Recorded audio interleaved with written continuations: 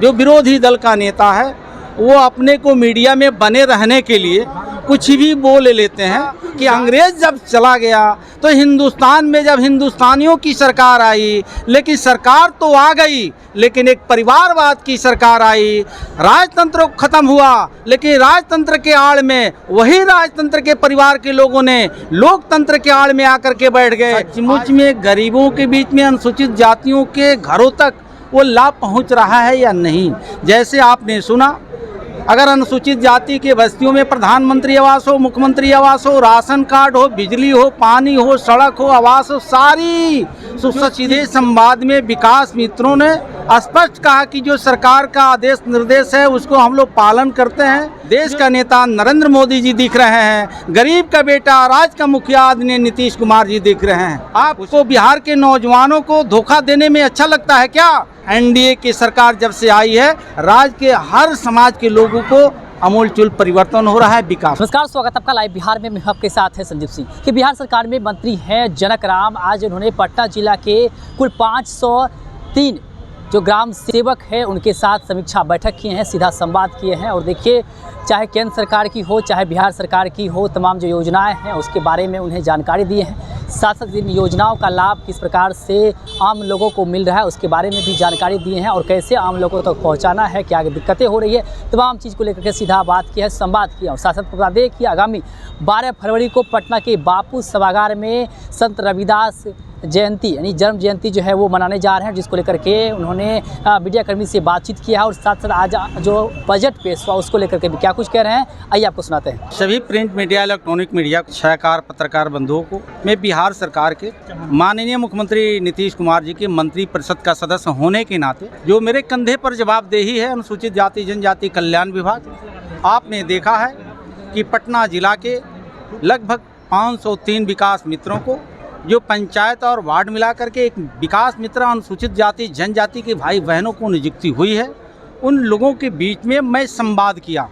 संवाद यह विषय था कि राज्य के और केंद्र के द्वारा चलाए जा रही योजना विकास मित्रों के माध्यम से, जिला कल्याण पदाधिकारी के माध्यम से, प्रखंड कल्याण पदाधिकारी के माध्यम से सचमुच में गरीबों के बीच में अनुसूचित जातियों के घरों तक वो लाभ पहुंच रहा है या नहीं?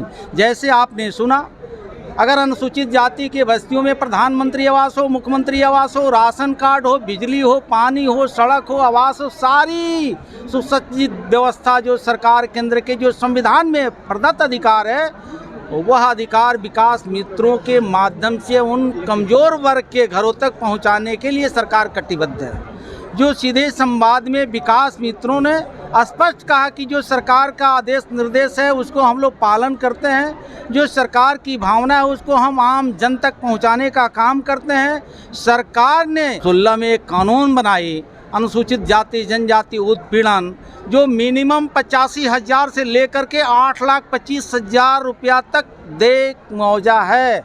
जो कहीं भी इस तरह की अप्रिय घटना घटती है, अनुसूचित जाति के परिवार हो, मारपीट हो, अपमानजनक बात हो, एफआईआर होते ही आधे राशि उसको रिलीज कर दी जाती है और शेष जो राशि होती है जब उस केस को निपटारा होता है, चार्जशीट सबमिट होता है, तो शेष राशि उस परिवार को मुआवजा के रूप में मुहैया कर दिया जाता है। इसी कड़ी में राज्य के मुखिया नीतीश कुमार जी, देश का नेता आदरणीय नरेंद्र मोदी जी जो कमज़ोर वर्ग के जो नेतृत्व कर रहे हैं, कमज़ोर वर्ग के जितने महापुरुषों ने सपना देखा था, जो संविधान के निर्माता बाबा साहब अम्बेडकर जी हुए, गुरु रविदास जी हुए, श्यामा प्रसाद मुखर्जी जी हुए, दीनदयाल उपाध्याय जी हुए, सरदार वल्लभ भाई पटेल जी हुए, बाल गंगाधर तिलक जी हुए, अबुल कलाम आज़ाद, महात्मा गांधी, राजेंद्र प्रसाद जी हुए। तमाम महापुरुषों का यही सोच था कि अंग्रेज जब चला गया तो हिंदुस्तान में जब हिंदुस्तानियों की सरकार आई, लेकिन सरकार तो आ गई लेकिन एक परिवारवाद की सरकार आई, राजतंत्र खत्म हुआ लेकिन राजतंत्र के आड़ में वही राजतंत्र के परिवार के लोगों ने लोकतंत्र के आड़ में आकर के बैठ गए। आज सचमुच में बाबा साहब डॉक्टर भीमराव अंबेडकर का संवैधानिक अधिकार अगर मिला है तो एक गरीब का बेटा देश का नेता नरेंद्र मोदी जी दिख रहे हैं, गरीब का बेटा राज्य का मुखिया आदरणीय नीतीश कुमार जी दिख रहे हैं। उसी कड़ी में आज हमने ये आश्वस्त किया है कि राज्य के मुख्यमंत्री आदरणीय नीतीश कुमार जी के नेतृत्व में विकास मित्र और बिहार के करोड़ों करोड़ों अनुसूचित जाति की भाई बहनों को जिस तरह से नीतीश कुमार जी एनडीए के सरकार में अमूलचूल विकास हुआ है, कुछ कड़ियाँ और बाकी रह गया है, उसको पूरा करने के लिए 12 फरवरी को बापू सभागार में संत गुरु रविदास महाराज जी की जन्म जयंती होने जा रही है, जिसकी अध्यक्षता स्वयं मुख्यमंत्री जी करेंगे।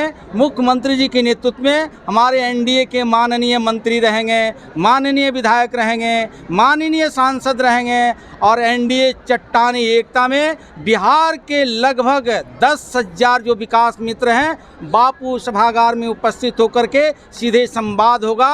सरकार की बातों को विकास मित्र के माध्यम से गरीबों तक जाएगा और गरीबों की आवाज़ विकास मित्रों के माध्यम से सरकार के टेबल तक पहुंचेगी।